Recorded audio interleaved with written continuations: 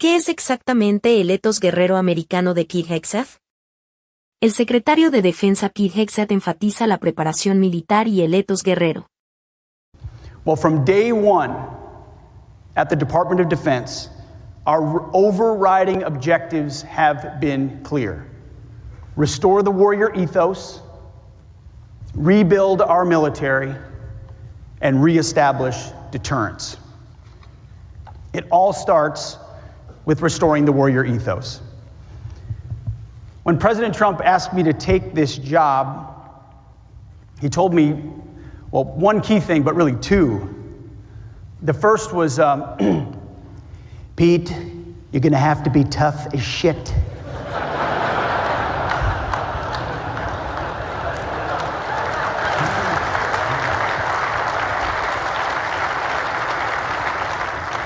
They're gonna come after you. Boy, he was not kidding about that one. This job requires a steel spine, and that's fine. My job's easy compared to what you do. We're doing the work on behalf of the American people and the American warfighter. But then the president, after he said that, went on to say, I need you and I want you to restore the warrior ethos in our military, full stop. And that's been my first priority since day one, is restoring the warrior ethos. It's one of the most fundamental of those three objectives. Again, humans more important than hardware. Everything starts and ends with warriors from training to the battlefield. We are leaving wokeness and weakness behind. No more pronouns, no more climate change obsession, no more emergency vaccine mandates, no more dudes in dresses. We're done with that shit.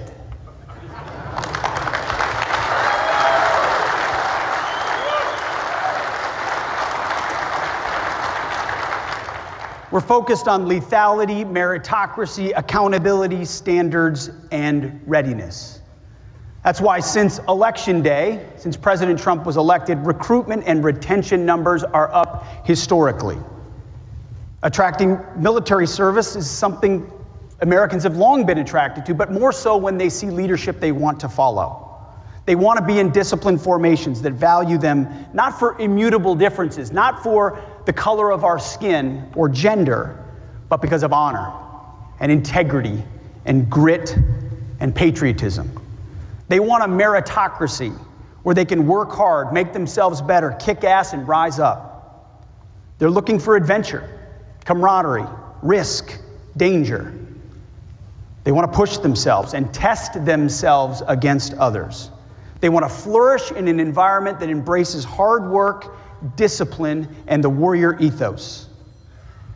Special operators know a thing or two about all of those.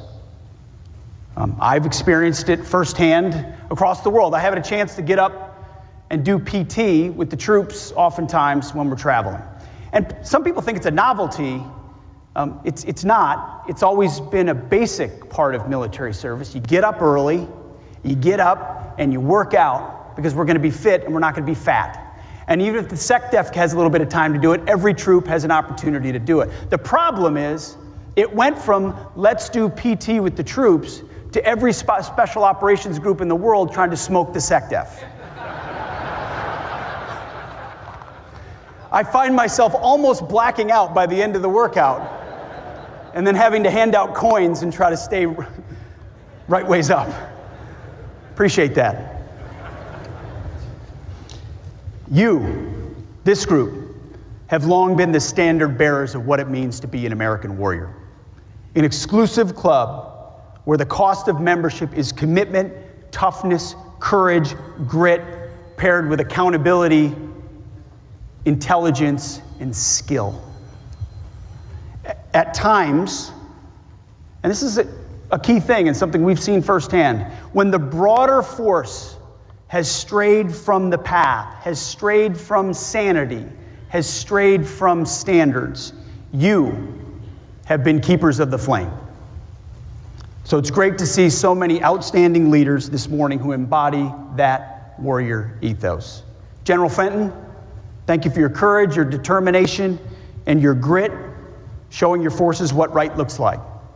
And of course, Command Sergeant Major Shorter, the real boss of SOCOM. Thanks for leading your troops and demonstrating that the U.S. military's strategic advantage lies in the strength, and it's true, of our NCO Corps. Like so many other soft leaders, past and present, you have kept the flame of the warrior ethos burning bright. You know, in 1943, naval combat demolition units were preparing for the imminent invasion of Sicily. Lieutenant Commander Draper Kaufman compressed their physical training program into a demanding week known as Hell Week. Even with the demand to get many more sailors to the line more quickly, Lieutenant Commander Kaufman kept the standards high. Between 30 to 40% of students failed the program, but those who graduated were ready. Today, the standards remain high across special operations training programs, and I thank you for that. In fact, we're doing standards assessments across DoD, and we started at special operations, multiple accessions courses, and the report back from the Green Berets and the Army Rangers that we sent the Navy SEALs to those courses is standards still high, sir. We're heading out to other formations and basic courses to determine why those standards have dropped and to make sure they're raised. In this particular instance, it included the Navy's rigorous Basic Underwater Demolition School, or BUDS, which traces its roots to Lieutenant Commander Kaufman's training. As you know, it still features Hell Week. High expectations and high attrition. Soft, fat, easy, weak, mushy, and quitter are not the adjectives that attract these types of professionals. It's the opposite. And this will continue. We will never compromise. We cannot compromise on standards. Our standards will be high, and in combat formations, they will be gender neutral. Because the weight of a .155 round or a rucksack or a human being doesn't care if you're a man or a woman. All that matters is whether you are capable of executing that combat mission in front of you. I spent a lot of time in a town in Washington, D.C. where there's a deficit in one thing: common sense. I mean, that's why President Trump is so popular. That's why the American people responded. He leads with common sense. He's asked me to apply common sense. Our combat formations don't need to look like Harvard University. They need to look like killers, trained and skilled and prepared. The standards need to be high, and they need to be gender neutral, so that if you can do the job, you're in that formation, and if you can't, you are not. That is restoring the warrior ethos. And it's something we've seen across our formation that the troops are responding to. Morale, recruiting, retention, readiness, training, capabilities, responding to common sense and a back-to-basics approach. That's the warrior ethos. So we start there. Our second priority is rebuilding the military. And President Trump has declared and delivered on a generational investment, rebuilding our military, much like Ronald Reagan did in the 1980s. Our goal is to put the best systems in the hands of our warfighters, because you, our warfighters, should never be in a fair fight. We're doing this by reviving our defense industrial base, reforming our acquisitions process, and rapidly fielding emerging technologies. Sure, Golden Dome for America is a part of that. The new sixth-generation fighter, NGAD, F-47, is a part of that. B-21s are a part of that. But what we see today and what you see in your formations are the fielding rapidly emerging technologies, which are critically important, that help us remain the leader in the world for generations to come. Everyone here today, from SOLIC to the SOF Secretariat to SOCOM and every Special Operations Network, has a role to play in rebuilding our military. Special Operations Forces have long operated like a tech startup. You're agile and nimble, lean and lethal. You leverage innovation to get more capability, and you push the limits of technology and human performance in ways that conventional formations just cannot.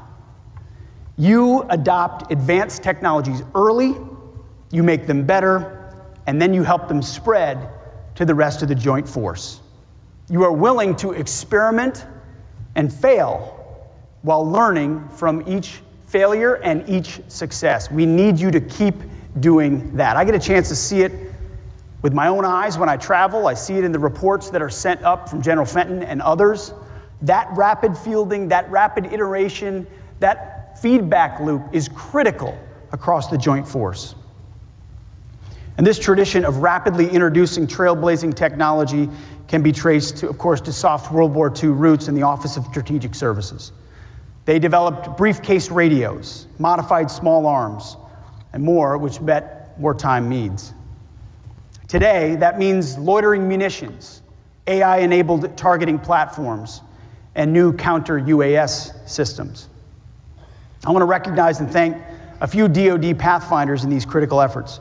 SOF AT&L and their expert team of teams led by Melissa Johnson, call sign Mojo, and the Irregular Warfare Technical Support Directorate led by Gabe Ramos. With their rapid prototyping and innovative partnerships, these teams and others like them are moving out with a sense of urgency. While some in Washington talk about acquisition reform, and I'll tell you, there's plenty of white papers out there that'll tell you about acquisition reform. They are acquisition reform. So we want to thank our industry partners, many of which are here today, over 800 companies this year at SOF Week. You're an essential part of the global special operations network. I'm grateful that so many of you participate in the events this week to enable the SOF enterprise. You must know what we need, and we must know what you can build. And together we can broaden the boundaries of what is possible. Because as we rebuild the military, we have to unlock the creativity of our companies for our arsenal of democracy. Even though we're not a democracy, we're a republic, and we need to start teaching that in our schools again. Small comment.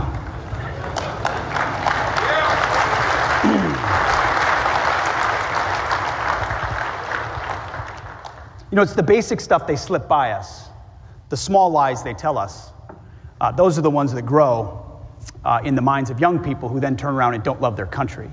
A huge part of ensuring we have a room like this full in the future is ensuring our kids and grandkids know why America is such a special place. What our founders gifted us 250 years ago. There's a reason we're going to have a big old Army parade on June 14th of 2025. It's because what we celebrate in this country is a reflection of what we value. There are a lot of vapid things to celebrate, plenty of reality shows and garbage music and stuff on Netflix. How about we hold up our special operations community? How about we recognize the Army and the Marine Corps of the United States at 250 years, the sacrifice of those men who stood on bridges 250 years ago and said, "We will live free." We have an incredible story to tell, if we're willing to tell it, and then if we're willing to raise young men and women willing and able to raise their right hand to defend this nation. Never compromise on what you believe and why. You rose your right hand, you raised it to defend our country and the Constitution. Know the why and share it with your kids and grandkids. Encourage them to serve. It was one of the challenges of the book I wrote before I had this job, The War on Warriors. I was asking myself the same question. Do I want to serve in today's military given what has happened to it? And I can tell you 100 days in, watching our commander-in-chief, what he has been willing to do, the common sense he has applied, the courage he has shown, I look forward to having a military that I would proudly ask my kids to join. I've got a 14-year-old boy. I look out. He's my oldest, and 13-year-old and 12-year-old. I'm fighting right now to create the kind of formations, to provide the kind of platforms that would serve them, should they have the courage to do exactly what all of you have done. So we need to continue to reward innovation, encourage creative solutions, move faster than ever before. As General Fenton points out, threats evolve now in hours, not in years. In fact, I saw a report this morning on the plane here that demonstrated our enemies are adapting in a matter of hours, not in a matter of years. Days if we're lucky. We can't and we won't fight today's opponent at yesterday's pace. When our opponents know that our military is armed with the most capable weapon systems known to man, wielded by skilled warriors with the will to prevail, they are less likely to challenge us on the battlefield. And that is the point. Which leads to our third objective: restore the warrior ethos, rebuild the military, and third, reestablish deterrence.